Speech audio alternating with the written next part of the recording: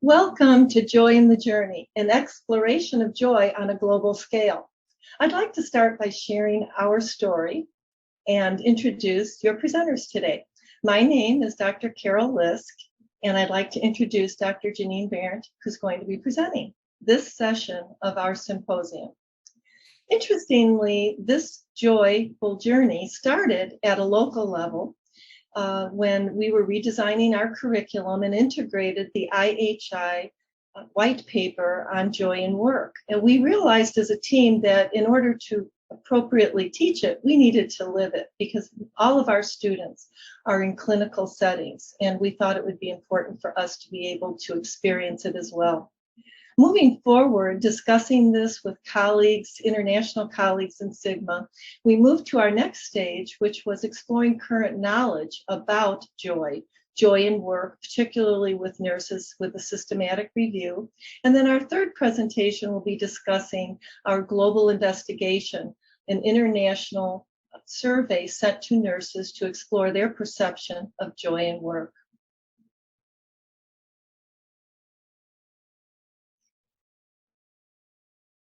The purpose of our presentation today is to allow you to understand the concept of joy in work as a contemporary healthcare trend in all professional domains, describe personal strategies at an individual level to help create and sustain a culture of joy, and to define how a culture of joy enhances the collaboration and engagement within a nursing team.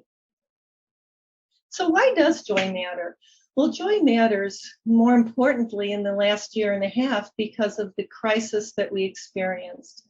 You'd see some of these TikTok videos with nurses trying to find a little joy in the midst of both chaos and heartbreak.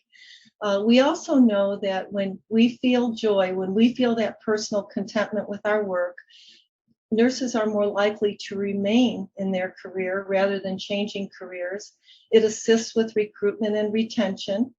And also identifying evidence-based approaches to transform the culture allows the culture to sustain. It's no longer just an accident. It's not serendipitous, but it's intentional. And it helps the individual as well as the team to identify ways to bring more joy to their work and ultimately experience professional success and team success.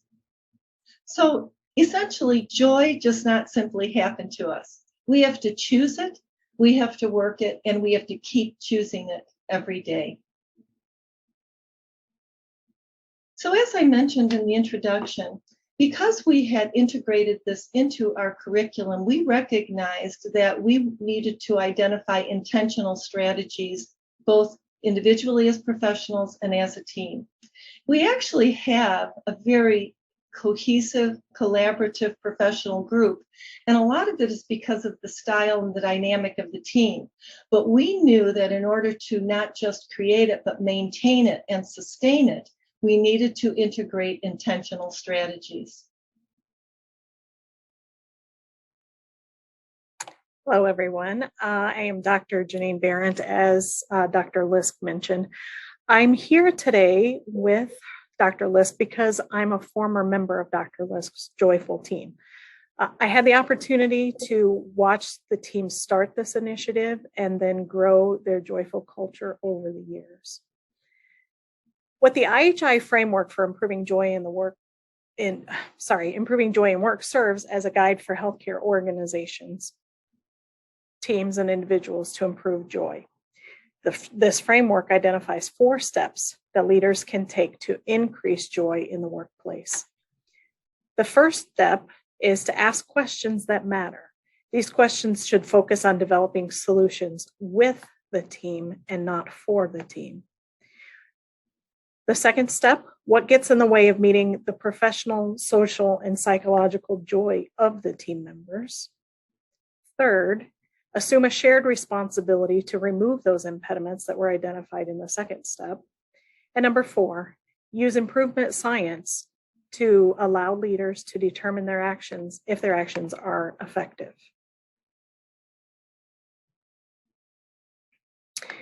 The IHI framework includes 9 critical components. These 9 components apply to the organization's senior leaders. You can see that they're listed there on the slide, but on the next slide, I'll begin to highlight the 4 that this team focused on. Specifically, the team focused on real-time measurement, wellness and resilience, daily improvement, and camaraderie and teamwork. Real-time measurement includes collecting and analyzing data to enable regular feedback about the system's performance for continuous improvement. On this team, daily, weekly, and monthly feedback was provided. Dr. Lisk met with each team member to provide feedback about personal and professional goals, as well as performance about the individual and the team. The team also provides real-time measurement informally through conversations with peers.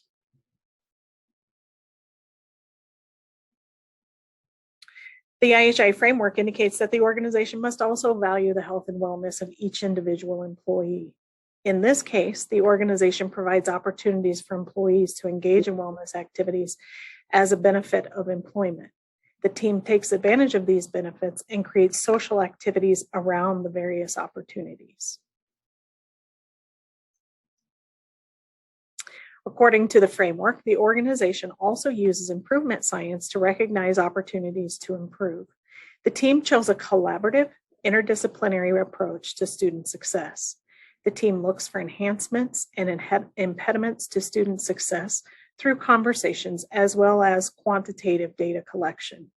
Opportunities for improvement are addressed, and the team collaboratively participates in a peer review process to calibrate their own performance.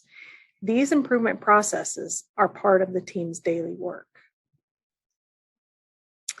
And camaraderie and teamwork are also included in the IHI framework as a critical component.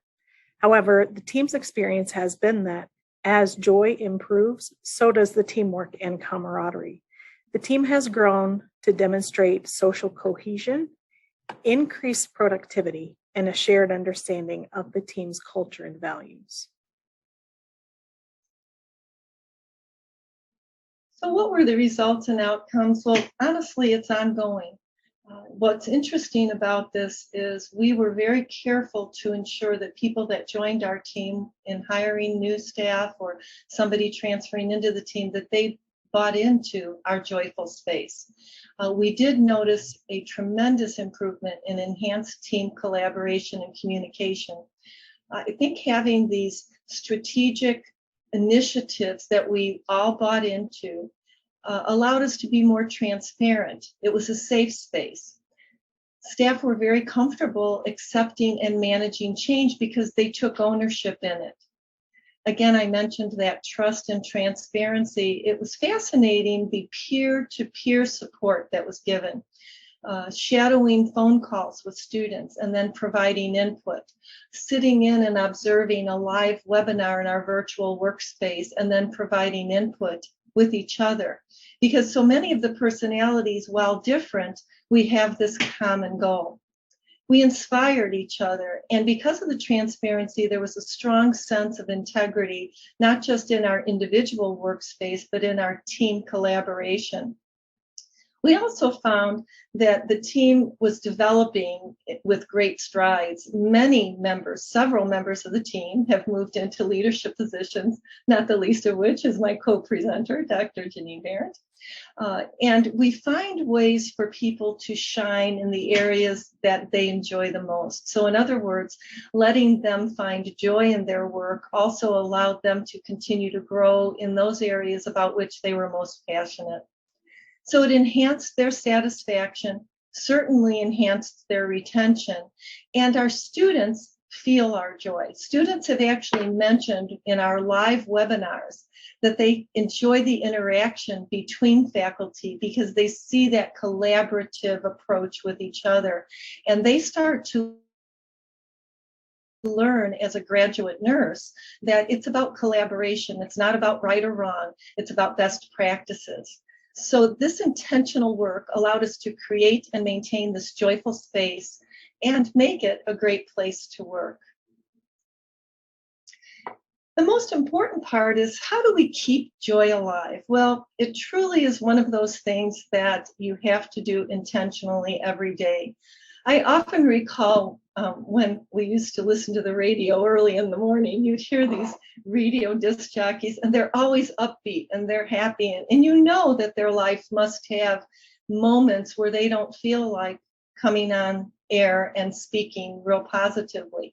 We try to look at it like that we are presenting ourselves in our workspace to each other. But the saying goes, as you think, so shall your actions be. And we found that by enculturating this on a day-to-day basis, letting our new hires know that it's their role to notice when we start becoming aberrant, and letting us know what we need to do to redirect our joy. Increasing that accountability, as I mentioned, with peer reflection and debriefing, and not just with the lead faculty, but with each other. Everybody has something to offer. And that personal sense of self-regulation. It's okay not to have a perfect day every day, but it's okay also to know when you need to just step back, take a break, and then come back to whether it's an initiative or a conversation. And ultimately, it's about maintaining awareness. I'm very aware of Dr. Rick Ricciardi's Infused Joy call to action and the ABCs. A is the awareness. We have to be aware of the importance of a joyful culture, of maintaining that culture, and ultimately always entertaining the possibilities. Audrey Hepburn is a supporter of Sigma. She is a tremendous international advocate, and she recognized and stated that to plant a garden is to believe in tomorrow. And much of the joy that we experience are the seeds that we plant. We're always looking for ways for the joy to blossom. It's truly been a pleasure presenting our team journey with you today. And if you have questions, please don't hesitate to reach out to myself or Dr. Barrett, and we'd be happy to answer any questions that you have about our personal experience implementing the IHI framework, or any future questions with respect to assisting your team implement them. We also have included our bibliography should you like to do any additional research. And again, thank you so much and have a great day. Hi, I'm Dr. Naomi Tatisi, and I am excited to share the work of our international research team is doing on the topic Joy at Work. Dr. Carol Lisk and Ms. Janine Bennett's integration of a team-based approach to joy at work within their workplace prompted this further exploration of the experiences of registered nurses' joy at work. Our team decided to use a systematic review of the literature to identify any existing gaps and ascertain the impact of the IHI's framework for joy at work. The hedonic view of happiness is very old, conceptualized by Aristippus of Cyrene around the 4th century BC, who aligned happiness with pleasure, or stating that only what is pleasant or has pleasant consequences is intrinsically good. Today, the hedonic approach to happiness is notably represented by the philosophic works of Hebron and Sumner. In psychology, it is focused on the concept of subjective well-being that includes positive emotions and life satisfaction. Current definitions of joy fail to distinguish it from other positive emotions, for example, happiness, attitudes such as optimism, and traits, positive facets of extroversion. Further clouding a balanced view of joy is the unknown assimilation of eudaimonic characteristics of joy by nurses into their working lives. To understand what drives nurses to live a more fulfilling working life remains a challenge for researchers. To support this assertion, the researchers have undertaken a systematic review of the literature to identify the efficacy of interventions that could improve eudaimonic joy at work among nurses. Aristotle was the originator of the concept of eudaimonia, and it means true nature. He deemed happiness to be a vulgar idea, stressing that not all desires are worth pursuing, as Even though some of them may yield pleasure, they would not produce wellness. Aristotle thought that true happiness is found by leading a virtuous life and doing what is worth doing. He argued that realizing human potential is the ultimate human goal. This idea was further developed in history by prominent thinkers such as Stoics, who stressed the value of self-discipline, and John Locke, who argued that happiness is pursued through prudence. Joy is a connection with others, transcending the individual experience. This descriptor of joy is apt when considering joy in the context of work, especially nursing work, which is centred on others and often in the context of a team. The formation of our team was achieved through Sigma connections and collegial relationships. Dr. Carol Lisk's experience working with faculty to create and sustain a joyful workplace provided the impetus for this program of research, including our deep dive into the literature. Ms. Sally French provided expert advice on reviewing literature systematically and the subsequent identification of 8,000 plus articles which meet our search parameters. The research question the systematic review is seeking to answer is, are there insights from joy in the workplace that can be used to improve and sustain nurses' working life? The research question was further broken down into 4 sections using the PICO acronym. Population, nurses who are registered or licensed to practice. Intervention, any application or interventions providing insights into joy in the workplace. Comparator, the status quo according to any existing measures. And the outcome, efficacy of interventions related to improving and sustaining joy at work for nurses. The study's secondary outcome is to determine the efficacy of the 9 critical components for improving joy at work as defined by the IHI framework for improving joy in the workplace. Real-time measurement, wellness and resilience, daily improvement, camaraderie and teamwork, physical and psychological safety, meaning and purpose, choice and autonomy, recognition and rewards, and participative management. It is 4 years since the Institute of Health released its framework for improving joy at work. Initial searches of the literature by the team found little evaluative data on the IHI framework for improving joy in the workplace. 2 researchers from the team independently screened 8,039 titles and abstracts, resulting in 628 articles requiring screening for full text inclusion.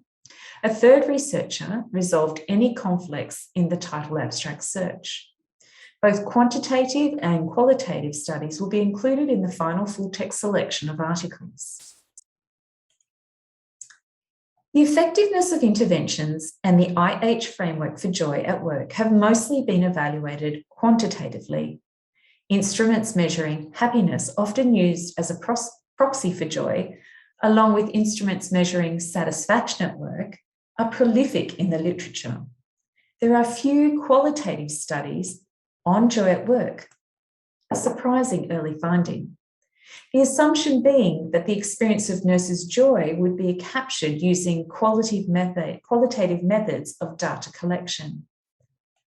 The most dominant intervention for joy is mindfulness, a finding that could be explained by the prevalence of studies on burnout and the rise to prominence of mindfulness as a strategy to alleviate or moderate stress. Data extraction from the final full text articles will include author, year, country, studies design, participant demographics, baseline characteristics, characteristics of interventions, and study results. A 2nd reviewer will check data extraction outcomes. Disagreement will be resolved using a 3rd reviewer until a majority vote has been reached. If data is missing, authors of the included papers will be contacted. This systematic review will also critically appraise the final full text articles to measure methodological rigour. The mixed methods appraisal tool will require 2 researchers to independently review each article with a third researcher to resolve any conflict. Findings and recommendations from this review of the literature will further inform individual and organisational practices to improve and sustain nurses' joy at work. This systematic review of the literature has informed a quantitative study which used social media to recruit and survey nurses globally on their perceptions of joy at work. Within this study, which will be presented shortly by Professor Michael J. Dino, also acknowledged that COVID-19 could be a potential confounder. And it was examined, and the results of this study will now be presented. On behalf of the research team, I would like to express my thanks for your interest in this topic and attendance at our symposium on joy at work. Hello everyone, this is Michael Joseph, and I'm pleased to share the preliminary descriptive outcomes of the quantitative study about joy at work. The study is designed to answer the research question, what is the perception of nurses' individual joy? The study received ethics approval from the QUT Human Research Ethics Committee and was also endorsed by the Our Lady of Fatima University Research Development and Innovation Center. The research method was an online survey of a purposive sample of international registered nurses. Participants were recruited via professional organizations' social networking sites. Registered nurses were supplied research information, and participants provided consent at the beginning of the survey. They also received Zoom virtual backgrounds as tokens in their participation. The survey was comprised of 2 questionnaires, the Joy at Work Scale by Jenna and Padhan in 2017, and the Vocation Identity Questionnaire or VIQ by Dreher et al. In 2007, plus 4 researcher-developed Likert scale questions about the impact of the pandemic on work relationship and load. The 18-item Joy at Work survey assessed 3 subscales, namely meaning, engagement, and growth, compassion, sensitivity, and respect, and trust, support, and flexibility. The 9-item VIQ measured sense of calling and finding joy and meaning in life's work. 4 researcher-developed questions were also included to determine if COVID-19 is a confounder for joy at work. The convenient sample of nurses working in several countries possessed a bachelor's degree as a minimum qualification and were solicited through social media. Completion of the Joy at Work scale, VIQ scale, demographics, and IHI questions was voluntary and preserved anonymity. Aggregate data was analyzed and informed recommendations for both individual nurse and the healthcare organizations about the current perception of joy in the workplace, providing a greater understanding of these factors and the potential reach and efficiency of the IHI framework to improve joy at work in the global nursing workforce. Our study involved 250 complete responses from nurses in 14 countries globally, with the majority coming from the Philippines, United States of America, and Indonesia. 39% and 37% of our nurses are working in the academic and critical care settings, respectively. More than half, or 52%, are within the 0 to 10 years of service bracket, followed by 11 to 20 years of service bracket at 35%. More than half of our respondents are female at 68%. The Joy at Work scale is an 18-item measure utilizes a Likert style rating scale from 1, which is strongly disagree, to 5 to strongly agree. The questionnaire measures respondents' agreement on 3 areas of joy at work.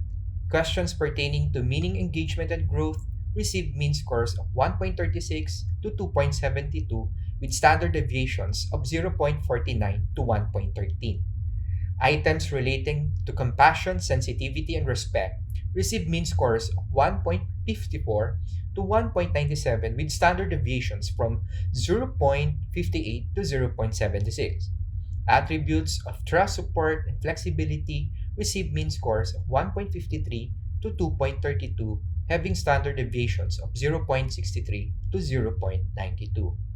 Vocation Identity Questionnaire received mean scores from 1.66 to 2.85 with standard deviations between 0.60 to 1.29. While COVID questions received mean scores of 1.84 to 2.41 with 0.89 to 1.04 standard deviation values. Overall, trust, support, and flexibility from the Joy at Work scale received the most homogeneous agreement from our nurse respondents. Descriptive findings in this area communicate the below average to average work satisfaction and well-being among our nurse respondents. This outcome also concurs with the responses from the Vocation Identity Questionnaire. This might be due to the current scenario where our nurses are providing services at the forefront. The preliminary results of this exploratory research project provided an initial portrait of joy at work from the survey responses from registered nurses. Joy is undeniably a valuable concept in workplace experience among our nurses.